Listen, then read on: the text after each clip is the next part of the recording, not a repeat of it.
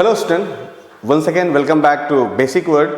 Today we are going to start a new topic and this is going to be very much informative for your board examination. आप लोगों ने जितने लोगों ने अब तक बेसिक वर्ड का चैनल सब्सक्राइब नहीं किया है, प्लीज़ नीचे बटन दबा के सब्सक्राइब कर लें ताकि आपको फिर इन्फॉर्मेटिव वीडियो जो आगे आएंगी वो आपको पहले मिलती रहें। तो आइए शुरू करते हैं आज का टॉपिक। आज का टॉपिक है सर्कुलेटरी सिस्टम, जो कि ह्यूमन का सर्कुलेटरी सिस्टम है। तो सबसे पहले मैं लिख लूँ उसको। तो आज का जो हमारा टॉपिक है वो है ह्यूमन सर्कुलेटरी सिस्टम। ठीक है, ये हमारा आज का टॉपिक है, बहुत ही इंपॉर्टेंट टॉपिक है। और मैं आपको इसके बारे में एक बात बता दूं कि ये ऐसा टॉपिक है कि चाहे वो बच्चा सीबीएसई का हो, क्लास 10th का, यूपी बोर्ड का हो, आईसीएससी का हो या क्लास 12th, तो चूंकि ये टॉपिक ही नहीं उसमें, वरना उसमें से भी, मतलब ये इतना इंपॉर्टेंट टॉपिक है तो 12th में होता तो जरूर से पूछा जाता, लेकिन नहीं पूछा जाएगा। बट 10th क्लास के लिए बहुत ही इंपॉर्टेंट टॉपिक है ह्यूमन सर्कुलेटरी सिस्टम। तो कुछ बेसिक बात इसके बारे में बता दें हम कि जैसे अगर हम इस सिस्टम की बात करते हैं तो हम सबसे पहले पढ़ते हैं कि ऑर्गन कौन इसमें इन्वॉल्व होता है। ठीक है, तो ऑर्गन के बारे में बता दें। सबसे इंपॉर्टेंट जो पार्ट होता है जो कि इसमें इन्वॉल्व होता है उसका नाम होता है हार्ट। ठीक है, हार्ट हमारी बॉडी में होता है। हार्ट के कितने चैम्बर्स होते हैं आपने पढ़ा होगा, क्लास 9 में आपने पढ़ा होगा कि हार्ट में जो है टोटली जो क्लासिफिकेशन था कि कुछ ऐसे स्पीसीज होते हैं जिसमें 2 चैम्बर्ड होता है, किसी में 3 चैम्बर्ड हार्ट होता है, किसी में 4 चैम्बर्ड हार्ट होता है। तो जो ह्यूमंस होते हैं इनमें जो हार्ट होता है वो कितना चैम्बर्ड होता है भाई साहब? 4 चैम्बर्ड।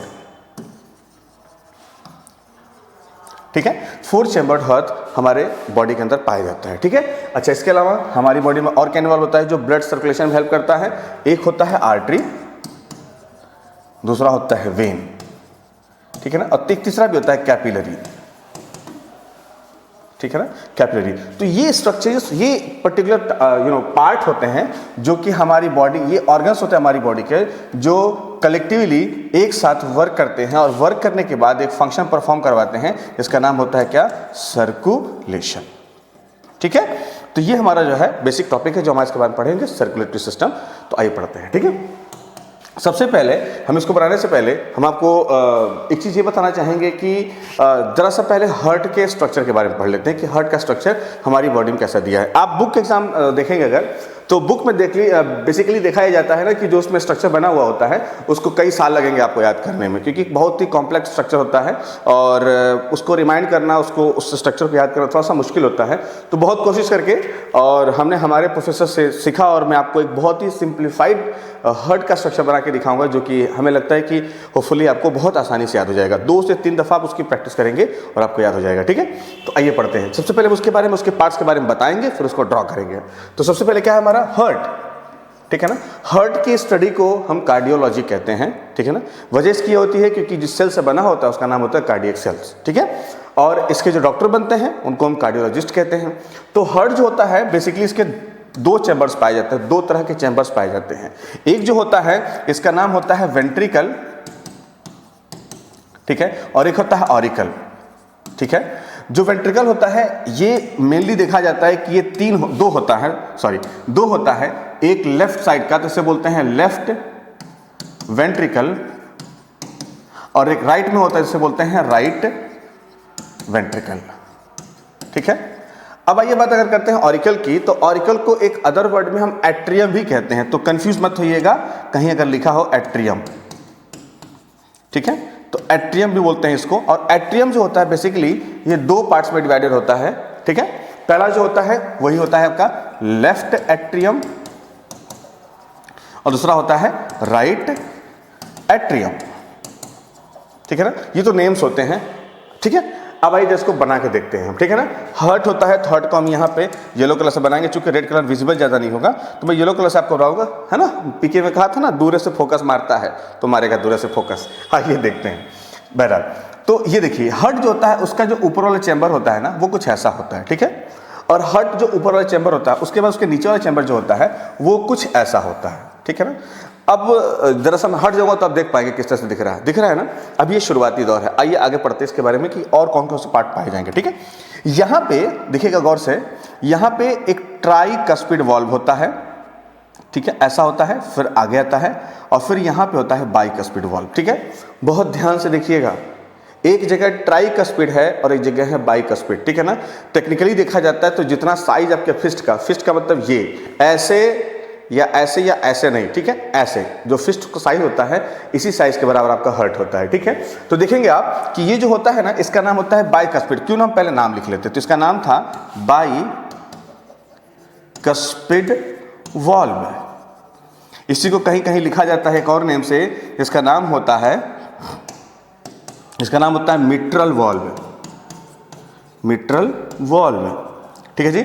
आपको दिख रहा है ना, चलिए ठीक है, ओके फाइन। अच्छा, अब इसके बाद ऊपर वाला जो होता है इसका नाम हमारा होता है, इसका नाम जो होता है वो होता है आपका ट्राइकस्पिड वाल्व, ट्राइकस्पिड वाल्व, ठीक है। इसको हम ऐसे ब्रैकेट में करते रहे, ठीक है।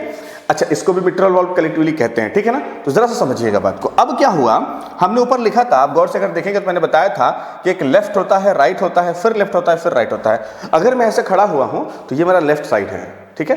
तो अगर मेरा लेफ्ट साइड है और ये मान लीजिए मेरा हर्ट है, मैं इसके बारे में बात कर रहा हूं, ठीक है।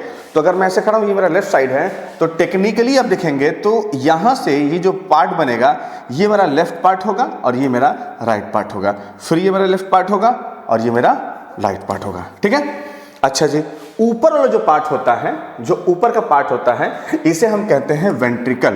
तो ये जो पार्ट होगा, RV refers for the right ventricle, तो इसका मतलब ये कि ये जो पार्ट होगा इसका मतलब होता है लेफ्ट, सॉरी मिस्टेक हो गया जी, हाँ, राइट जो होता है इसको बोलते हैं राइट ऑरिकल और इसको बोलते हैं लेफ्ट ऑरिकल। जो ऊपर का पार्ट होता है इसे बोलते हैं ऑरिकल और जो नीचे का पार्ट होता है राइट वेंट्रिकल और ये होता है लेफ्ट वेंट्रिकल, ठीक है।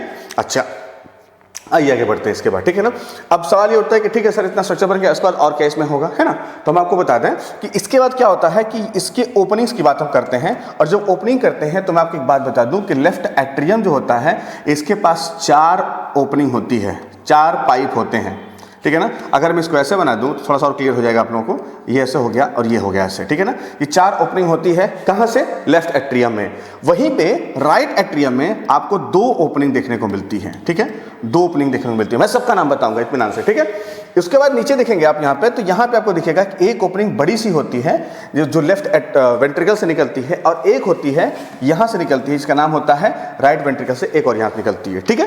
तो अब यहाँ पे मैं इन चारों का नाम बताऊंगा। मैं आपसे एक बात बता दूं, कभी कभी पूछा जाता है, जैसे सीबीएसई में एक साल पूछा गया था कि from what part of the body the heart receive the blood, तो उसमें कई सारे ऑप्शन दिए गए थे। तो आप टेक्निकली देखिएगा कैसे, और इस सवाल का जवाब इस पर्टिकुलर वीडियो के एंड में जरूर से दे पाएंगे। अगर आपको अगर याद आ जाए तो जरूर से कमेंट में इसका आंसर दीजिएगा। चलिए बात करते हैं हम, ठीक है। तो आइए देखते हैं, ये जो पार्ट था इसको हम कलेक्टिवली कहते हैं पल्मोनरी वेन, पल्मोनरी वेन, ठीक है ना। और जी हम आपको बता दें, यहां पे जो इस तरफ जो स्ट्रक्चर बना हुआ है ये वाला, इसको हम कहते हैं पल्मोनरी आर्टरी, ठीक है जी। अच्छा, और ध्यान से सुनिएगा हमारी बात। अब मैं जरा ऊपर वाला जो पार्ट है इसको थोड़ा सा मैं इरेज करूंगा मैं, ठीक है, ये पार्ट, ठीक है ना। तो जो ऊपर का पार्ट है हार्ट में, देखेंगे आप यहाँ पे, ये जो पार्ट है इसको कहते हैं हम सुपीरियर वाना कावा, और जो नीचे वाला होता है इसका नाम होता है इंफीरियर वाना कावा, ठीक है ना। अभी मैं एक एक पार्ट का फंक्शन बताऊंगा आपको, ठीक है। अच्छा जी, देखिए अभी यहाँ पे क्या है, एक और चीज देखिएगा, ये जो है इसको हम कहते हैं ऑर्टा, AORTA। कहीं कहीं इसको अरोटा पढ़ते हैं, तो बेटा अरोटा नहीं, वो ऑर्टा होता है, ठीक है जी। और ऑर्टा होता है। और अब चलिए, जैसे ये स्ट्रक्चर तो हो गया इसका। हम आपको एक बात बता दें, कभी कभी आपने सुना होगा ना, एक बीमारी होती है इसको कहते हैं हार्ट अटैक आ गया, है ना। तो जो हार्ट अटैक आता है इसमें जनरली क्या होता है, मैं आपको बता दूं कि हार्ट जो है ना, हार्ट के पास इसका एक पूरा कार्डियक साइकिल होता है, और जो पूरा कार्डियक साइकिल होता है वो 0.8 सेकंड में ही खत्म हो जाता है, मतलब पूरा 1 सेकंड भी नहीं लगता है, 0.8 सेकंड में खत्म हो जाता है। और उसमें क्या होता है ना कि हमारे हार्ट का एक पार्ट होता है, एक टिश्यू होता है जिसका नाम होता है साइनोएट्रियल नोड। मैं बताऊं कहां होता है, ध्यान से देखना इसको बेटा। वो जो होता है आपका, मैं इसको व्हाइट से बनाऊंगा, यहां ऊपर की तरफ एक छोटा सा स्ट्रक्चर होता है, इसका नाम होता है SA नोड। मैं बना दूं यहां पे, इसका नाम होता है क्या, SA नोड। इसको बोलते हैं, अदर वर्ड में एक्सपेंड करेंगे तो होता है साइनोएट्रियल नोड। और ये ऐसा नोड होता है जिसका मेन फंक्शन होता है क्या, कि इलेक्ट्रिकल इम्पल्स जनरेट करना। क्या करना? जनरेट करना, ठीक है ना। जब ये इलेक्ट्रिकल इंपल्स जनरेट करता है तो क्या होता है कि ये कॉन्ट्रैक्शन क्रिएट करता है इधर, और ये कॉन्ट्रैक्ट होता है तो होगा क्या यहाँ पे कि ब्लड फ्लो आगे की तरफ होगा, और जब यहाँ पे ये इलेक्ट्रिसिटी खत्म हो जाएगी तो यहाँ पे फिर क्या होगा कि यहाँ पे एक और नोड पाया जाता है। ध्यान से देखिएगा सेंटर पे, यहाँ पे एक और नोड पाया जाता है, लेकिन ये सेल्फ जनरेट नहीं करेगा, ये इसी की इलेक्ट्रिसिटी को कन्वे करेगा इस रास्ते से, यहाँ से और यहाँ से, और हार्ट पूरा कॉन्ट्रैक्ट होता है। कभी कभी ये भी दिखेगा, मैं आपको एक बात बता दूं कि ये हार्ट जब इस इंपल्स को यहाँ पे भेजेगा तो यहाँ से इधर और यहाँ से इधर ये कॉन्ट्रैक्ट करेगा और यहाँ से ब्लड बाहर की तरफ निकलेगा। तो ये जो कॉन्ट्रैक्शन होता है हार्ट के अंदर, इसको एक पर्टिकुलर टर्म से याद करते हैं, इसका नाम होता है सिस्टोल, और जब ये रिलैक्स करता है तो उस पर्टिकुलर टर्म को कहते हैं डायस्टोल, ठीक है ना। और इसी के बिहाफ पे क्या होता है ना कि ब्लड का प्रेशर मेजर किया जाता है, सिस्टोल अपॉन डायस्टोल, ठीक है। और सिस्टोल अपॉन डायस्टोल का जो प्रेशर होता है 120/80 mmHg, mmHg उसका यूनिट है। यानी कि जब सिस्टोल रहेगा जब, तो उस टाइम पे जो प्रेशर होता है वो ज्यादा होता है, और जब डायस्टोल होता है उसका प्रेशर क्या होता है? कम होता है। अच्छा चलो ठीक है, आई होप कितना समझ में आ गया होगा, है ना।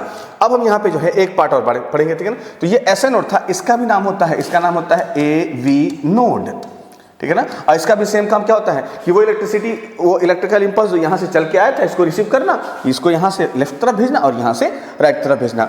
ये जो पाइप होती, ये जो लेयर होती है बेटा, याद रखना इसको कि ये जो लेयर होती है ये बहुत ही स्ट्रांग लेयर मानी जाती है।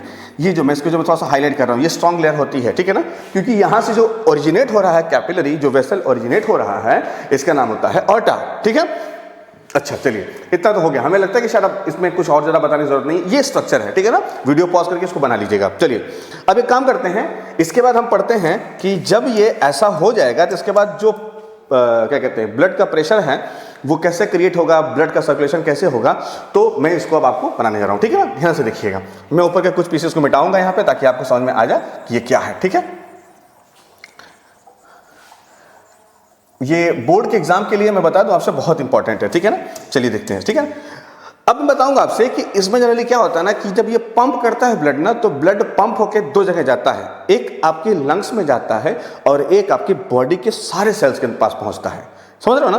तो एक कहाँ जाएगा? लंग्स के पास, और एक कहाँ जाएगा? बॉडी के सारे सेल्स के पास। तो हम सबसे पहले बताते क्या, हमारी बॉडी में लंग्स, ठीक है ना। तो लंग्स हमारे पास होता है ना बड़ा सा, है ना। और कमाल की बात क्या है कि लंग्स जो होता है ना हमारी बॉडी का, वो हार्ट के अंदर, हार्ट के बगल में पाया जाता है, ठीक है ना। या ऐसे कह सकते हैं कि हार्ट जो होता है वो लंग्स में पाया जाता है या लंग्स के बगल में पाया जाता है, ठीक है ना। ऐसा लंग्स हमारा होता है, थोड़ा खूबसूरत सा बनाया मैंने, है ना। अब ध्यान से देखेंगे आप, होता क्या है यहाँ पे कि जो लंग्स है ये हमारा, ठीक है ना, ये क्या करेगा? ब्लड रिसीव करेगा। सवाल उठता है कि ठीक है सर ब्लड रिसीव करेगा तो कैसे करेगा, कहां से आएगा? तो मैं आपको एक बात बता दूं, अब मैं थोड़ा सा डार्क रेड कलर से जो है मैं आपको बना रहा हूं, और ये आप समझिएगा कि ब्लड रिसीव हुआ, ठीक है ना। मैं सबसे पहले इसको ब्लू कलर से बनाऊंगा जिससे आपको ये चीज क्लियर हो जाए कि देखो हमारी बॉडी के अंदर दो प्रकार के ब्लड फ्लो होते हैं, एक होता है ऑक्सीजनेटेड, दूसरा होता है डीऑक्सीजनेटेड। तो कौन सा पार्ट ऑक्सीजनेटेड लेके जा रहा है और कौन सा डीऑक्सीजनेटेड लेके जा रहा है, और साथ साथ ऑक्सीजनेटेड में कितना % ऑक्सीजन होता है, डीऑक्सीजनेटेड में कितना % ऑक्सीजन होता है, ये भी सब बताऊंगा मैं। आइए देखते हैं, ठीक है। सबसे पहले ब्लू कलर से मैं बताऊंगा। तो ये राइट वेंट्रिकल है, यहां से सबसे पहले डीऑक्सीजनेटेड ब्लड निकलेगा और कहां जाएगा? आपके लंग्स के पास, ठीक है। और जब यहां पे पहुंचेगा तो ध्यान से देखिएगा हमारी बात कि यहां पे जो होता है ना, यहां पे जो ऑक्सीजन का अमाउंट होता है ना, वो सिर्फ 16% होता है। याद रखिएगा कितना % होता है? 16%। इसीलिए इस वाले ब्लड को क्या कहते हैं हम? डीऑक्सीजनेटेड ब्लड, ठीक है जी। अच्छा ओके भाई, अच्छा चलो एक चीज और समझ ध्यान से, यहां पे अगर 16% ऑक्सीजन है तो मैं आपको एक बात और बता दूं कि यहां पे कार्बन डाइऑक्साइड भी होता है, और जो कार्बन डाइऑक्साइड होता है वो आपका जो होता है वो होता है कार्बन डाइऑक्साइड, वो आपका अप्रॉक्सीमेटली 5% होता है। कितना % होता है भाई साहब? 5%। आप देख सकते हो वहां पे मैंने बनाया, ठीक है ना, कि जो ब्लड यहां से निकला है आपका, डीऑक्सीजनेटेड ब्लड जहां से निकला है आपका, वो आपका जो निकला है वो आपका तकरीबन यहां से निकलने के बाद ये जो निकला है आपका, ये डीऑक्सीजनेटेड ब्लड है। और हार्ट के जिस पार्ट से ये निकलता है उस पार्ट को हम क्या कहते हैं? Pulmonary artery. यानी कि आपने अब तक पढ़ा था कि सारी आर्टरीज ऑक्सीजनेटेड ब्लड लेके जाती हैं, एक्सेप्शन ये है कि यहाँ से सिर्फ एक आर्टरी निकलती है जो हार्ट से निकलती है, और वो डीऑक्सीजनेटेड ब्लड को कहाँ तक लेके जाती है? लंग्स तक। आगे चलते हैं, जब यहाँ से ब्लड चला जाता है तो उसके बाद ब्लड जो होता है ऑक्सीजन रिसीव करता है, ठीक है ना। क्योंकि हम सांस लेते हैं तो हवा हमारे लंग्स तक पहुंचती है। जब ये सांस लेने के बाद ऑक्सीजन इसमें रिसीव होता है तो हमारे ऑक्सीजन जो होते हैं वो हीमोग्लोबिन के आयरन के ऊपर लोड हो जाते हैं। कभी नेक्स्ट वीडियो में मैं आपको बताऊंगा हीमोग्लोबिन का स्ट्रक्चर्स में आयरन का क्या रोल होता है। मैं आपको बताऊंगा कि किस तरीके से कितने आयरन जो होते हैं पार्टिसिपेट करते हैं ऑक्सीजन और कार्बन डाइऑक्साइड को कैरी करने के लिए। बट फिलहाल आप 10th के लेवल पे हैं, इसलिए आपको इतना जानना जरूरी है, ठीक है। जब ये ऑक्सीजनेट होगा तो उसके बाद ऑक्सीजनेटेड ब्लड होगा, वो लंग्स से निकलेगा और कहाँ आएगा, आपके हार्ट में।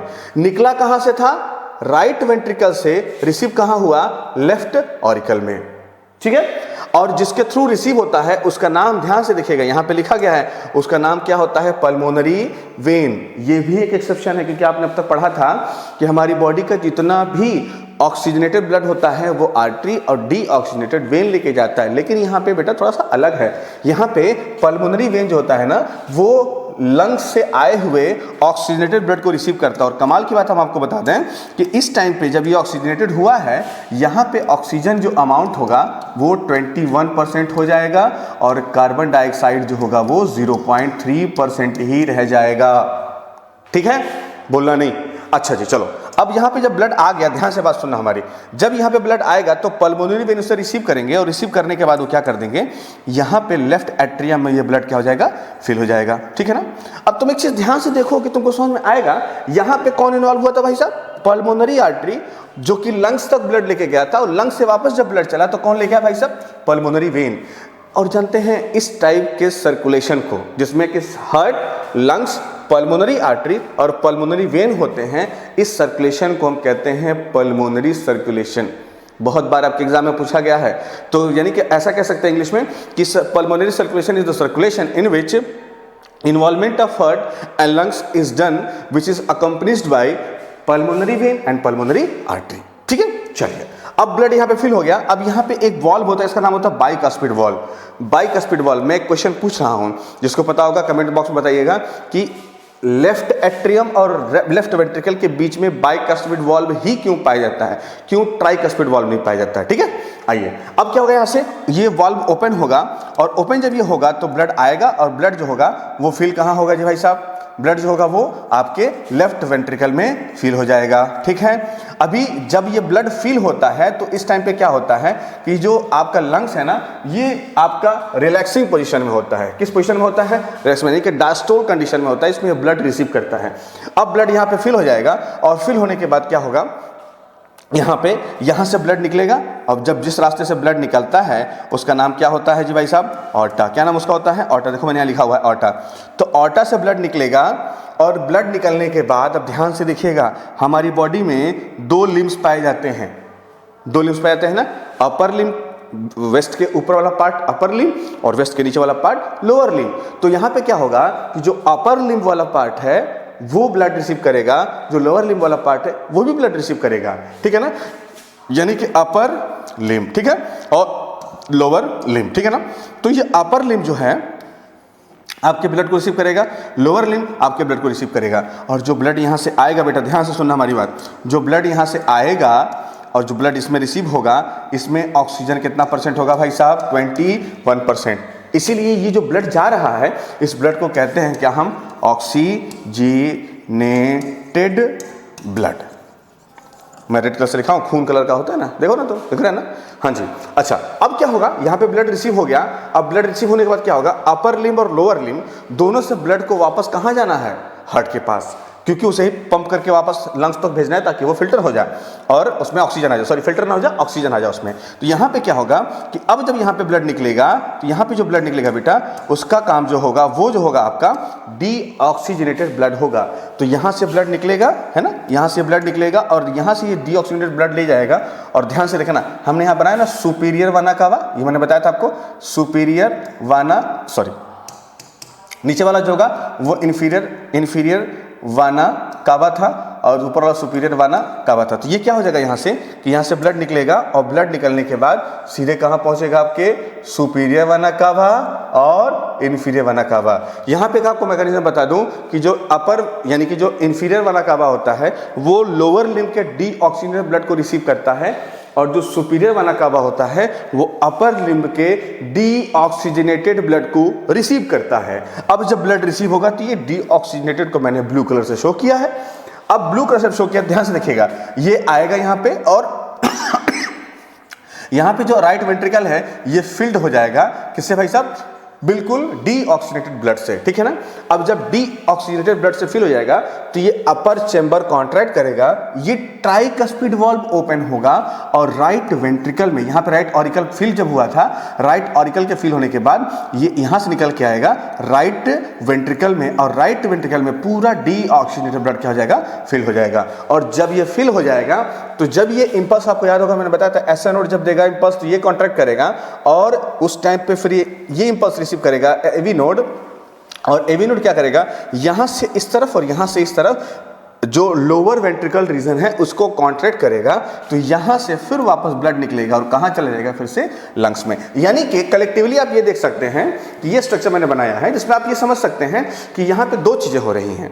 पहला क्या हो रहा है? हार्ट से लंग्स के बीच में सर्कुलेशन हो रहा है, और दूसरा क्या हो रहा है? हार्ट से पूरी बॉडी के सिस्टम में ब्लड सर्कुलेट हो रहा है। तो भाई एक तरह से देखेंगे तो सर्कुलेशन दो बार हो रहा है ना, तो जब दो बार सर्कुलेशन एक टाइम पे हो रहा है तो इस टाइप के सर्कुलेशन को हम कहते हैं क्या बेटा?